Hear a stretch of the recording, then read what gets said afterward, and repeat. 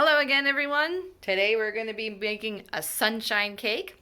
I have already made the royal baking powder cake and it's sitting on the counter. We're going to come back to making the icing for that because that one is iced. The Calumet one is not. The process for making each of them is pretty much the same. So we're going to demonstrate the Calumet sunshine cake. That's the one with 9 eggs. And then we're going to come back and show you how to make the icing for the other one. And then we'll do a taste test.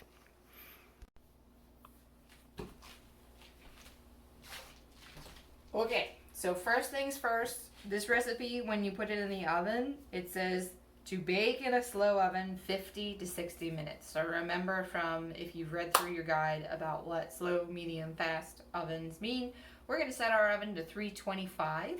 I think that should be pretty good. It does not specify what kind of pan to use in the recipe. So I have the photocopy of the page. You have just the recipe. We put a picture of a different sunshine cake from 1920s era that we found online in the copy that you have, and neither of the ones that we have here have pictures. So because the Calumet one is not iced, I have chosen to do it in what they call this, a tube pan or a bundt pan. The other one was done in a bread pan, so this one will just add a little visual something since it's not going to be iced. But it's totally up to you. So I do need to grease this before we get started. But then we will get things going. Okay, so this recipe calls for half a cup of butter. That's just one stick, not half a stick, whole stick. 1.5 cups of granulated sugar that we have here. It's quite a bit. 2.5 cups of flour, and it's going to call for this to be sifted and then measured, so I've already sifted it the first time. 1 cup of milk we got right here. 3 level teaspoons of Calumet baking powder. We'll measure that into the flour very shortly. And 1 teaspoon of lemon. I'm out of lemon, and so when I made the other recipe, I used almond. I'm going to do the same thing with this one. I'm a big proponent of using what you have. It's very practical, and it's something that would have been done at the time. And then you need the yolks of 9 eggs. So how about those 9 eggs, guys? So this recipe, we think, was invented for using up the yolks when you have a recipe that uses a lot of egg whites. So we're kind of doing this in reverse, where for this recipe, I'm going to use our 9 eggs, and I'm going to separate them out, and I'm going to put the whites in this blue bowl so that we can use them in the Lady Baltimore cake recipe from this book, which uses 6 egg whites. If you're not doing that, if you're not doing both of these at once like I am, perhaps you want to make an omelet or a frittata or whatever, go nuts. But the one thing I want to say about that is it's important that when you're separating your eggs, if you're going to be using the whites later, you need to not have any yolks in them. These are like happy chicken eggs, and sometimes they can be a little difficult to separate. So you're going to see that I'm going to do them one at a time, and then I'm going to put the egg white into the bowl one at a time just to make sure that if the yolk breaks, that I'm not getting that egg yolk in the whites, which will make it a problem when you have to whip them in the other recipe. So I'm going to show you how I do that. It's also really essential. Like, I just greased this bowl. I wash my hands really, really well, and I wash these out really, really well because the oils from your hands can mess up the way that egg white beats to. Again, not that essential for this recipe. For the egg yolks, it doesn't matter. That's where the fat in the egg is. But if you're using your eggs for the other recipes as well, just so you are planning ahead on that front. If I had a lemon, which would have been excellent planning, I would also have wiped out the cup and the bowl with the lemon rind because that also breaks down the oil. So just some suggestions. All right, so let's get these 9 eggs together, guys. All right, hopefully we can do this right. The first 9, we'll see. All right, so we're gonna want the whites in this bowl, and I'm gonna put the yolks in this white bowl. It totally doesn't matter how you do it, but you know. And again, so I'm going to separate them one at a time, and because I'm reusing the whites, I'm going to do the whites in this bowl, and that way, if I happen to break the yolk, it's not a big deal. I didn't get a trash thing. Well, I guess I'm using all these things. So, yeah. All right, so one.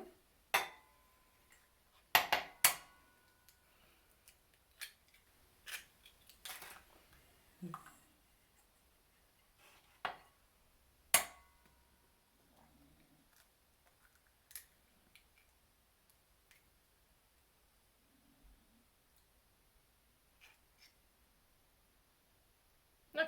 Hey, we did it the first time. All right. Hey, all right. So now that we have everything prepared, your first instruction is to cream the butter and sugar thoroughly. So you've got your butter. Hopefully you've had it out a little bit. It should be like squishy enough for you to smoosh. Do not microwave it, okay? Because that will make the consistency too soft or not the same enough, and it will really interfere with how your butter creams. This honestly could be a little bit softer. It should work. All right, so first I'm just gonna break it into pieces. I don't know if you can see this. Okay, and it is a little hard. All right, I think I'm gonna let this come a little more to room temperature, and then I'm gonna come back so it's a little easier to finagle here. Be right back. Okay, we're back. That's my dogs coming down the stairs. All right, so yeah, that's a little, see how it smooshes. That's good. All right, oh, we're gonna cream it. You can absolutely use your whiskey doodle or whatever you got. This is the no frills way to cream butter. Basically, you're getting the fat of the butter around the sugar. And this is going to take a while, so we're going to fast forward through this puppy a little bit. You do you. No. You want the whole thing to smoosh together, sort of. And no lumps of butter left.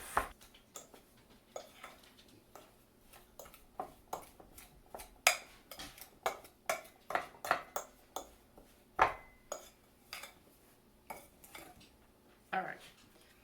It could be a little more cream. I think we're good. Okay. So basically you want it like a whole big thing with no visible lumps of butter. Okay, so I'm a little sugary, but I guess that's fine. Cream butter and sugar thoroughly. Beat eggs, add butter and sugar. Beat eggs. I only have this huge whisk, so this is gonna be a little awkward, but that's okay. So then we're gonna put this in there.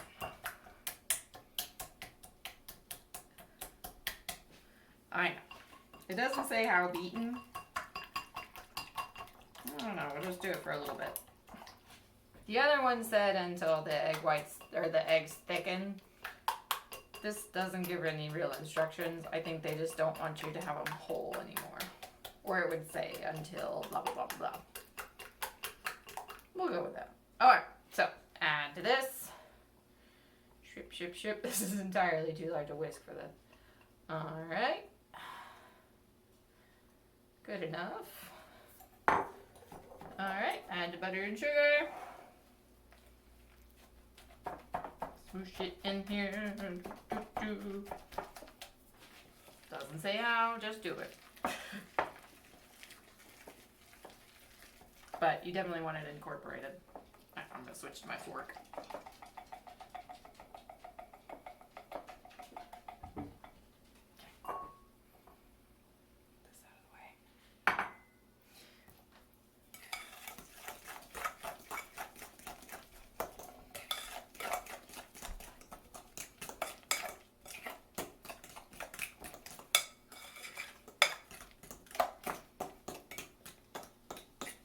And this is when you'll know if you messed up on your creaming, because you'll see lumps of butter. Oh, that looks pretty good to me. All right. Good enough? Okay. Then you're going to sift your flour before measuring, which again, I've already done the first time. And then you're going to sift your flour and your baking powder together 3 times. I know, it's so exciting. And then add to the other ingredients, alternating with your milk. It is 3 teaspoons of calumet baking powder. This is a half teaspoon, just so you're with me, okay? So I need 6 of these. 1, 2, 3, 4, 5, 6. That still seems like all the eggs. Anyway, eggs are in leavening agent as well. So I don't know what's up with the Calumet ones having so much in the. But anyway, it's fine. It's fine. All right. So I actually need a second bowl to sift this 3 times. 1.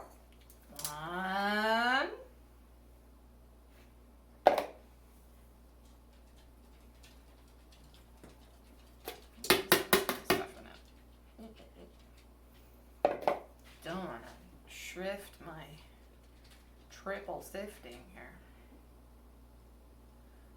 Okay. 2. Okay, 3 sifts. Good. Alright, and then we're going to add alternately with the milk to our egg mixture. Okay, so. That's probably good. I'm doing it in thirds. Again, no specific instructions here. Just alternate.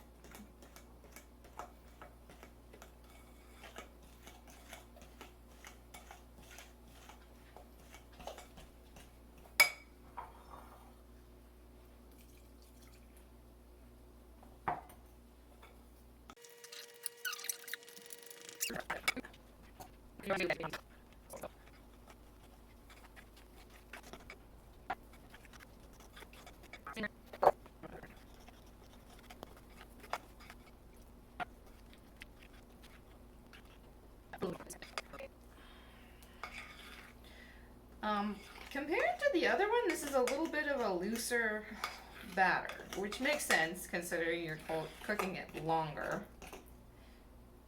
Alright, so I think that's good. You can kind of see the consistency here, and it is a little bit less kind of doughy than the other one. Alright, I'm going to get a spatula so we can maximize how much makes it in here, and then we're going to stick it in our slow oven, which again is 300 to 325. I'm doing 325 because we have this heavy pan. If you have a regular cake pan, you may want to do it at 300. Okay? Smoosh it in there and go.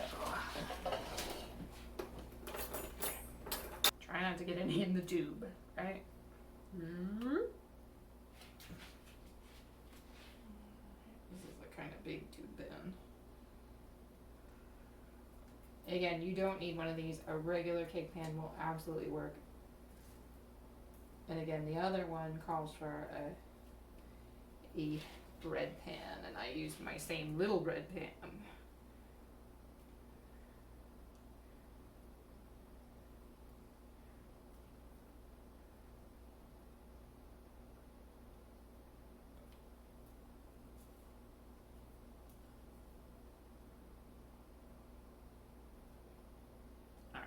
Smoosh this around so it's a little bit evener, more even.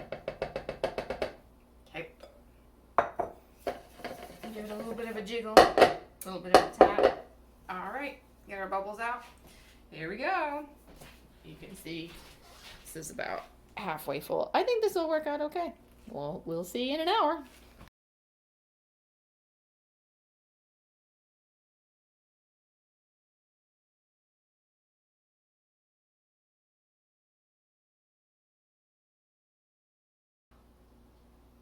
While our Calumet cake is in the oven, I'm going to talk a little bit about the Royal Baking Powder Sunshine Cake recipe.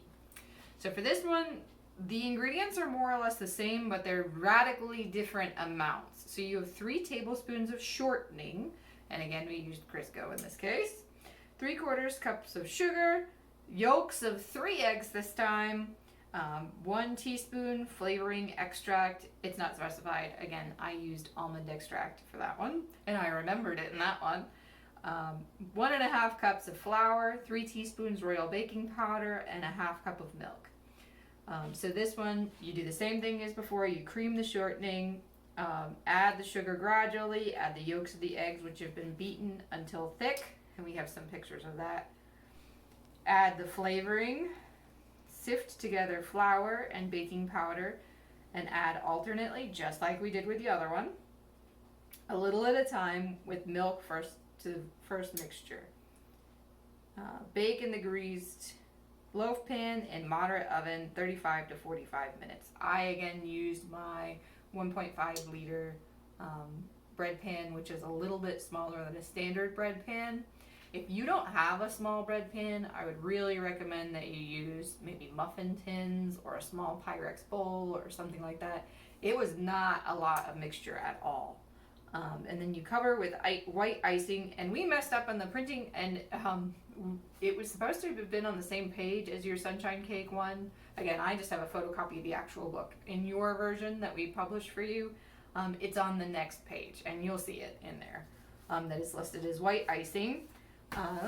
And the white icing is 1.5 cups confectioner sugar, 2 tablespoons hot milk, which I got right here, 1/2 teaspoon of butter, and you stick that in there. That's the first step, so it can melt. And 1/2 teaspoon of vanilla extract. Okay, you're gonna add the butter to the hot milk, and then you'll add the sugar, which I need to measure, and to make the right consistency to spread. I realize that that's not a very specific instruction, so we're gonna show you how to do that. Add vanilla and spread on cake, but first we get to do my most favorite part of baking. As you know, we get to sift the confectioner's sugar. Okay, you'll notice also in the sunshine cake for the Royal Baking Powder Company that it mentions that it's good to make with a 3-egg angel cake. Those were extremely popular at this time, the angel food cakes, and so you see the sunshine cake recipe and the angel food cake recipe, even not just in our examples, but in lots of other examples, they're often next to each other or recommended to do next to each other, or similar ones where there's a white cake with it that is almost entirely egg whites. Just to keep reserving your materials, again, refrigeration here, we're talking ice boxes, which keep things cool, but not refrigerator cold like you think of today.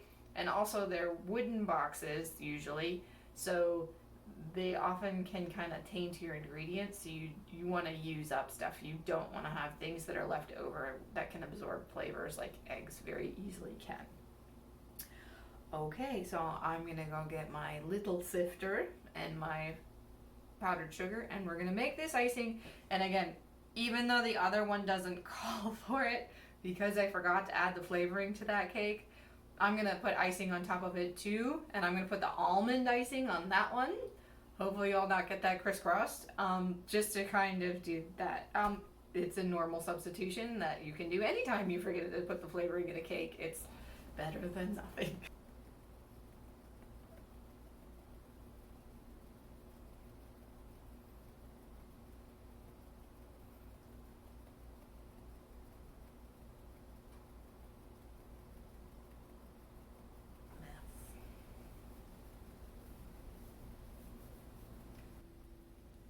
That should be about right. Okay, so again, we're gonna measure this in a minute. Let's go ahead and smoosh this while milk is still hot.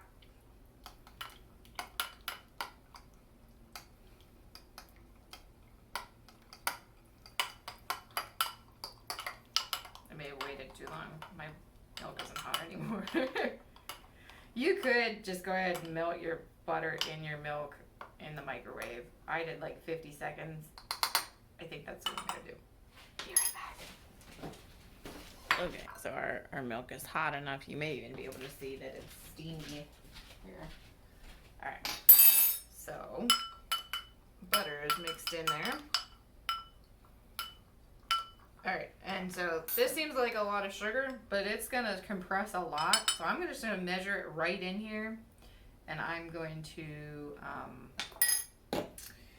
mix it as I go. So I need a spatula.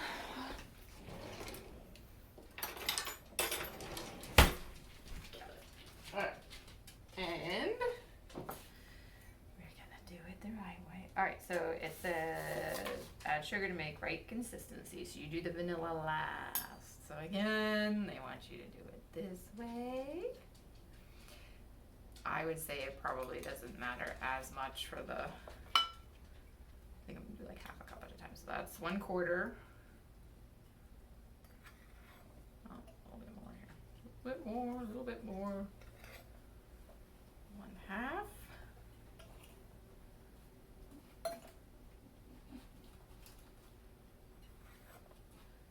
3/4.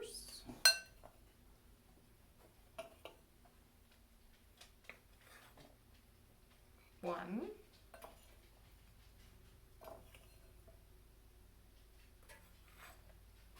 1 1/4.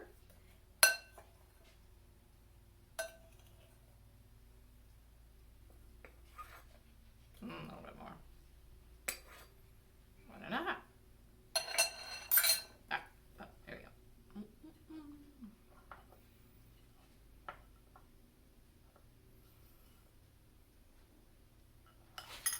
Again, a bigger bowl maybe would be better, but this works.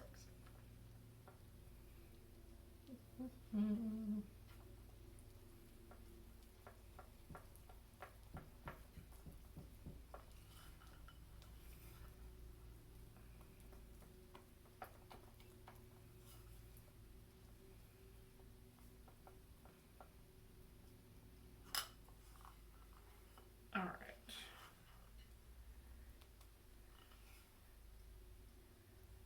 Okay. All right, and then we add our vanilla.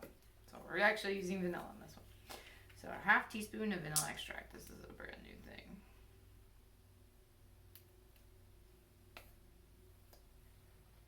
I can't get it. All right, I have one in the fridge. This is Benedictine brandy that I put vanilla pods in. Totally counts. This is vanilla extract. That's all it is.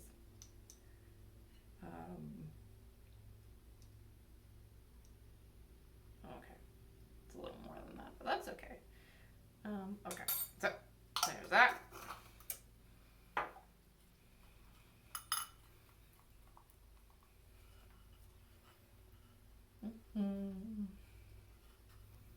All right, so this is, I would call this runny, like a glaze almost. Not so much spreadable, to be honest. But I think it's fine. I think it'll work. It does say right consistency to spread. So on the first one it says cover with white icing.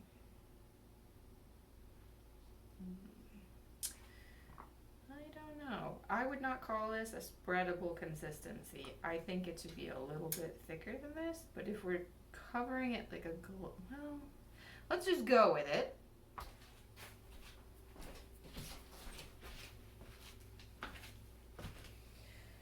So this was the result of our sunshine cake from the Royal Baking Powder Company the other day. This is a lot of frosting for this little tiny cake, but we're just gonna go with it the way that it is, and I'm legit just gonna pour it on here. Here we go. All right, here we go. Woo. Theoretically, it will drip down the sides.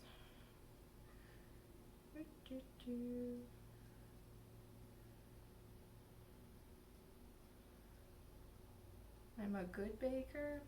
I'm not really a confection expert.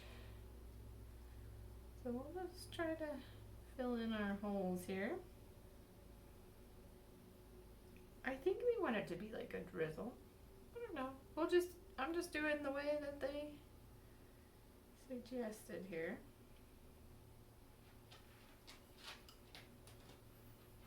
Looks pretty good. Smells good.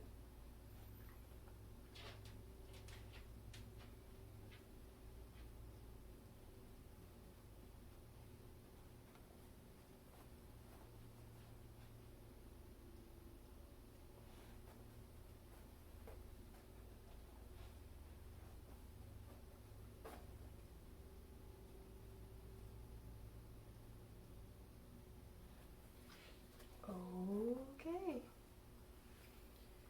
I'm just going to give that a little bit of a jiggle to encourage it to even out and to run down the sides a little bit.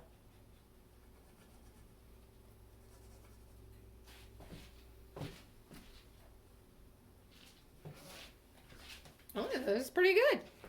So you can see the side. Yeah. All right. Good. All right, so we'll let that icing set while we wait for our other cake. We've got about half an hour more, and then I'm going to check it. And I'm going to make the same frosting to go on top of the other one. And then we'll test taste. Okay, moment of truth. Let's do it.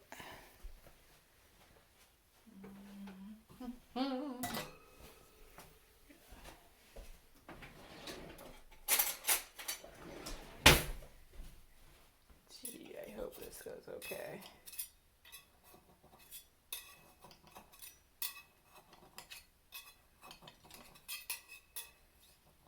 Doesn't seem to have stuck. Okay. Let's see. 1, 2, 3. Go! Come on. No! This happens sometimes. I guess I wasn't cool enough yet. Alright.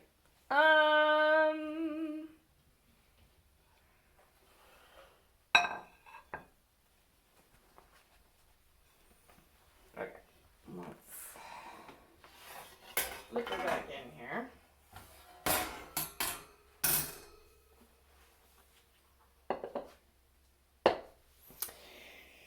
So it's not gonna be beautiful. I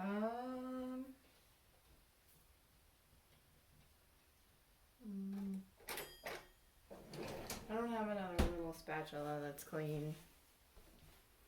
I'm gonna use this one because we're gonna ice it anyway. Let's see if we can get down into the top better.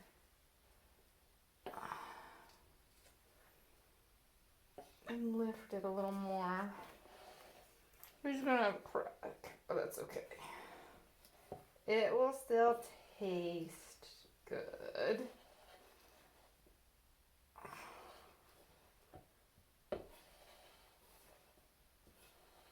Alright. Is this plate even big enough for that? Yeah, it should be okay. Alright, let's do it. Try again, and we'll do it dry on the plate. It might get a little steamy on the bottom, but if I move it from the plate and it's already cracked, I'm afraid it'll not transfer later. Gee, I hope that's the whole cake this time. Okay. Well, not an abject disaster. Not, there's a hole. But, We'll just scooch it as best we can. Line it up as best you can. Hopefully yours came out better than mine.